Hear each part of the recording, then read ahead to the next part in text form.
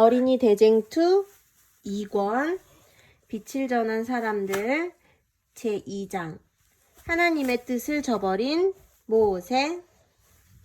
모세는 부모님의 집을 떠나 이집트의 왕궁으로 들어가 왕자의 교육을 받았습니다.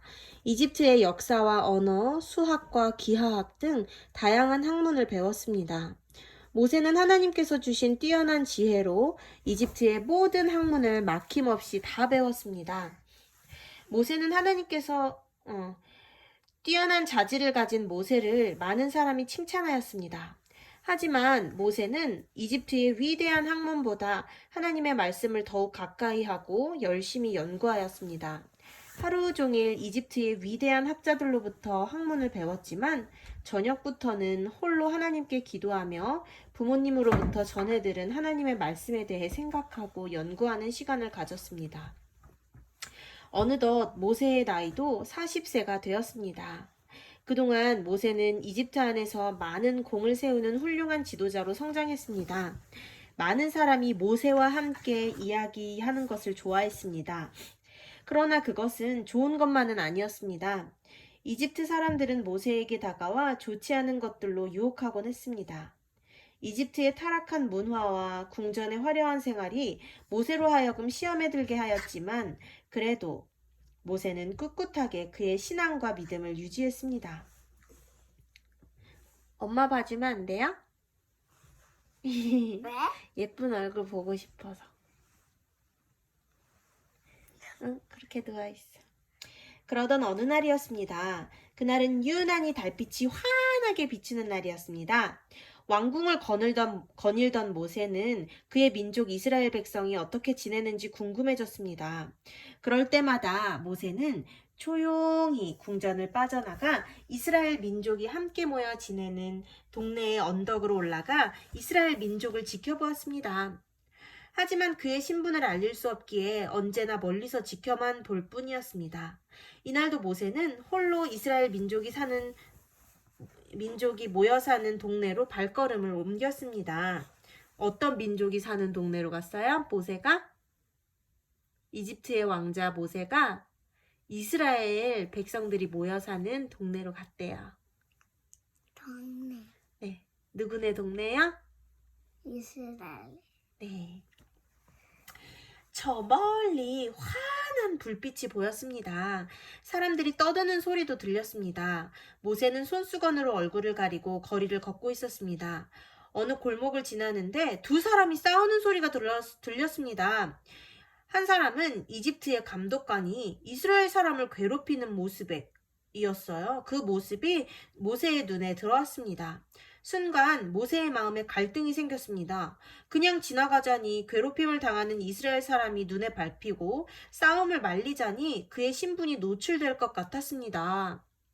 그러나 시간이 흐를수록 이집트 사람의 괴롭힘이 심해지는 것을 본 모세는 뛰어가 이집트 사람을 때려 눕혔습니다. 모세는 이집트 사람을 어떻게 했어요?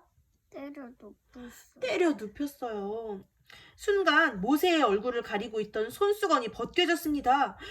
모세 왕자님 아니신가요? 이스라엘 사람이 모세를 알아보며 감사를 표했습니다. 그런데 안타깝게도 그만 이집트 사람이 죽어버렸습니다. 모세는 깜짝 놀랐습니다. 모세는 당황하여 손수건으로 얼굴을 가리고 이스라엘 사람에게 오늘 본 것을 아무에게도 말하지 말라고 당부하였습니다. 궁전으로 돌아간 모세는 심장이 두근거려 잠을 잘 수 없었습니다. 모세의 손으로 사람을 죽인 것은 처음이었습니다. 그렇게 두려운 밤을 보낸 모세는 다음 날에도 아무 일도 할 수가 없었습니다. 하루 종일 두려움과 공포에 시달려야만 했습니다. 저녁이 되었을 때에도 마음을 다스릴 수 없었던 모세는 기분 전환을 할 겸 거리로 나갔습니다. 시장에는 여전히 많은 사람이 모여 흥정을 하고 있었습니다. 달콤한 과일을 파는 사람, 닭과 병아리를 파는 사람, 채소를 파는 사람, 신발을 파는 사람, 옷을 파는 사람들이 모여 저마다 자기 물건을 사라고 소리를 질러댔습니다. 시끌벅적한 시장길을 지나 어느 골목길로 접어들 때 건장한 이스라엘 두 사람이 싸우는 모습이 보였습니다. 모세는 얼른 달려가 싸움을 말렸습니다. 아니, 당신은 모세 왕자가 아닌가요? 어제는 이집트 사람을 죽이더니 오늘은 우리를 죽이러 오셨소? 모세는 깜짝 놀랐습니다. 어젯밤에 살인 사건이 벌써 소문이 난 것입니다. 모세는 황급히 그 자리를 피했습니다. 왕궁으로 돌아오는 길에 사람들이 모여 수군거리는 소리가 들렸습니다. 모세 왕자가 어젯밤에 사람을 죽였다는군. 그것도 이스라엘 사람을 구하기 위해 이집트 감독관을 죽였다지 뭐야. 그 소식이 사실이야? 만약 사실이라면 큰일이네 그려. 분명히 이집트의 왕이 모세 왕자를 가만두지 않을 텐데 말이야. 모세는 그대로 왕궁으로 들어갈 수가 없었습니다. 모세는 그 즉시 광야로 도망을 갔습니다. 모세가 광야로 도망을 간 사이 살인사건에 대한 이야기가 이집트의 왕궁에도 퍼져나갔습니다. 왕과 신하들은 모세 왕자를 찾기 위해 혈안이 되었습니다. 하지만 이미 모세는 멀리 광야로 도망간 뒤였습니다. 밤이 새도록 모세는 광야길을 걷고 또 걸었습니다. 그렇게 며칠이 흘렀습니다. 며칠 전까지만 해도 이집트의 왕자로서 화려한 삶을 살았던 모세의 몰골이 이제는 거지처럼 보잘것없게 되었습니다. 오랫동안 제대로 먹지도 못하고 쉬지도 못한 모세는 거의 죽을 지경이 되었습니다. 비록 모세는 하나님의 방법대로 살지 못하고 죄를 범하였지만 하나님은 모세를 포기하지 않으셨습니다. 하나님은 모세를 인도하셔서 미디안의 제사장인 이드로를 만나도록 하셨습니다. 이드로는 미디안 민족의 제사장이었습니다. 비록 이방 민족이었지만 그래도 하나님을 섬기는 사람이었습니다. 이드로와 그의 가족들은 모세를 친절히 대해 주었습니다. 그리고 이드로는 그의 딸 가운데 하나인 십보라를 모세의 아내가 되게 하였습니다. 미디안 광야에서 모세는 새로운 삶을 살게 되었습니다. 이전에는 이집트의 왕궁의 왕자로서 화려한 삶을 살았지만 이곳에서는 단순한 삶을 살아야 했습니다. 먹는 것도 단순해졌고 또 입는 것도 단순해졌습니다. 그의 삶도 단순해졌습니다.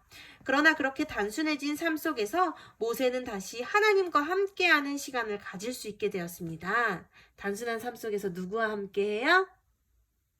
모세가 누구와 함께하는 삶을 살아요? 하나님. 네.